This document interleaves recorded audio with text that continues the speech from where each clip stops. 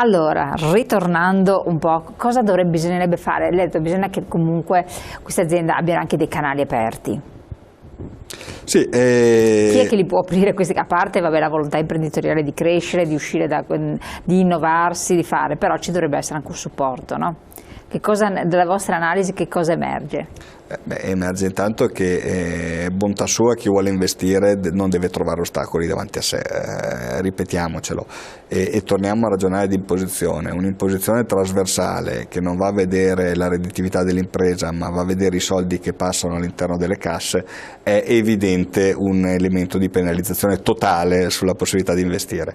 Dall'altro lato il quadro di riferimento fiscale, perché oggi parliamo di questo, deve essere chiaro. Noi abbiamo un sistema di continue promesse rispetto alle imposte locali, rispetto al costo del lavoro, rispetto a aliquote di ogni sorta. Nel momento in cui io devo preparare la mia azienda su un piano industriale, cioè gli devo fare una prospettiva di medio termine legata alla crescita organizzativa, non posso avere tutte queste incognite, non le posso avere, se no il mio piano industriale diventa assolutamente poco credibile. Cioè la stabilità è uno degli aspetti fondamentali per la crescita di un sano settore e sistema economico.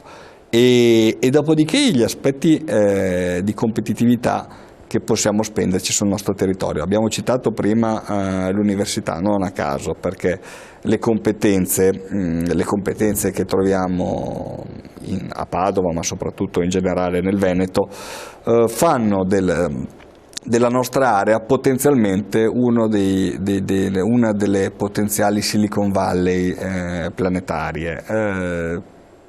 Per un vero e proprio, qualcuno l'aveva chiamato risorgimento industriale, perché? Non solo per ovviamente la presenza dell'università e delle competenze tecniche e scientifiche, ma perché abbiamo una rete di subfornitura che gravita intorno a 30 km da Padova, ma possiamo prendere anche tutto il Veneto, che non ha nessun altro. Oggi io qualunque attività decida di fare all'interno della meccanica strumentale, in generale attività ingegneristica che voglio sviluppare a Padova, nel giro di 30 km ho tutti i subfornitori che posso immaginare. Non è tutto il mondo fatto così. Infatti. Abbiamo un buon sistema di infrastrutture, una posizione logistica ottima, eppure le nostre aziende continuano a essere molto piccole, eppure investitori, soprattutto stranieri, continuano a mancare. Perché? Perché evidentemente c'è un problema di affidabilità. C'è un problema di affidabilità che è vasto, si porta dietro competenze amministrative spesso incerte, si porta dietro il famoso problema della tutela dei pagamenti e delle brutte prassi tra privati, si porta dietro il tema della legalità. Noi sappiamo che il sistema giustizia, soprattutto nel mondo delle imprese, è estremamente lento. Questo incentiva molto il problema dei pagamenti tra privati, perché io so che se non pago non ho uno sceriffo che esce e mi sblocca la situazione. Ho un tribunale che ovviamente è oberato di pratiche di questo tipo, che con calma e per favore mi risolverà il problema con i tempi che spesso e volentieri non sono d'aiuto alla sopravvivenza stessa dell'impresa. Ricordiamoci tutti i fallimenti che abbiamo avuto tra il 2007, 2008, 2009, dove poi tutti i decreti ingiuntivi che servivano per scongiurare magari sono arrivati molto dopo il fallimento delle imprese stesse. E torniamo al tema di liquidità, cioè io devo avere le disponibilità della mia ricchezza. Il problema è che le nostre aziende generano ricchezza che è spesso e volentieri indisponibile, perché i miei flussi di cassa non vanno di pari passo con le attività che fa l'impresa. E allora che cosa chiamiamo a mettere una pezza? Sì, possiamo dire sarebbe bello che non ci fosse imposizione fiscale e restassero tutti i soldi in azienda, sappiamo che è irrealizzabile e vogliamo continuare a mandare i nostri figli a scuola e usufruire di sanità pubblica e pertanto non possiamo immaginarlo. Quello che però possiamo immaginare è avere degli strumenti altrettanto competitivi che nelle aziende mettono credito, ma noi sappiamo che anche sul versante del credito in questo momento siamo il Veneto, diciamo che non brilla, mettiamola così senza scendere in facili polemiche, non brilla. E e anche le politiche a livello nazionale di supporto al credito in questo momento sono ancora incerte, non abbiamo delle linee nette marcate.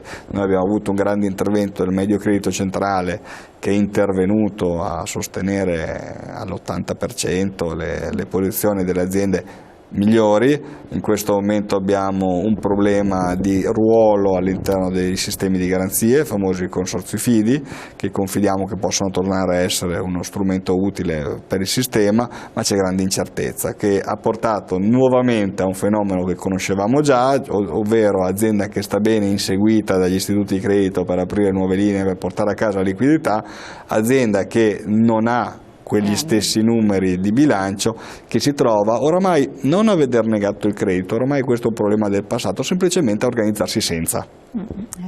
Se io mi organizzo senza, premesso che faccio una gran fatica, è evidente che dovrò gestire delle opportunità molto più limitate e faccio anche grande fatica a immaginare investimenti, prospettive, e torniamo di nuovo al discorso della crescita.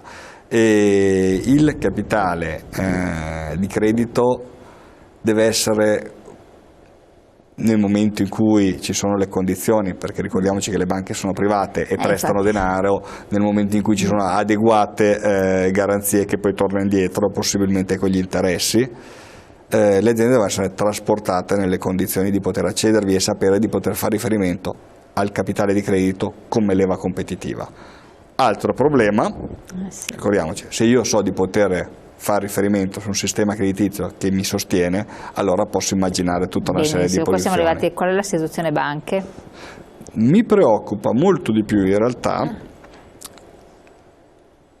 il capitale di rischio. Adesso spieghiamo la differenza. Il capitale di credito ovviamente è quello che io chiedo a un sistema finanziario, a una banca, e lo chiedo con l'aspettativa di ridarglielo indietro con gli interessi. Il capitale di rischio, che è quello che in questo momento manca, sono i privati che investono all'interno delle aziende. Noi sappiamo che all'interno di un'azienda devono arrivare capitali per poter fare crescita, per poter fare investimenti. Gli investitori in questo momento, da questa condizione che abbiamo descritto oggi in maniera, spero, possibilmente chiara, è disincentivato. E quindi bisognerebbe agire. Bisogna riportare i capitali privati all'interno delle imprese per sostenere progetti di crescita, questa è una priorità. Allora, non abbiamo più tempo a disposizione, grazie Davide D'Onofrio di essere stati qui con noi. Approfondiremo questi temi alla luce anche della legge di stabilità quando verrà approvata, e quindi vedere se ci sono dei provvedimenti che possono agevolare in questo senso e in altri versanti anche le imprese, il territorio, e quindi dare nuovi sbocchi, nuove opportunità. Nel frattempo sarà cambiato qualcosa magari anche nei rapporti esteri tra gli Stati Uniti, avviati, nuovi segnali ci potrebbero essere, speriamo anche un nuovo respiro per le nostre aziende, rifaremo il punto della situazione tra pochi giorni. Grazie di essere stato qui con noi, grazie a voi di averci seguito, appuntamento come sempre domani. Grazie, buona serata.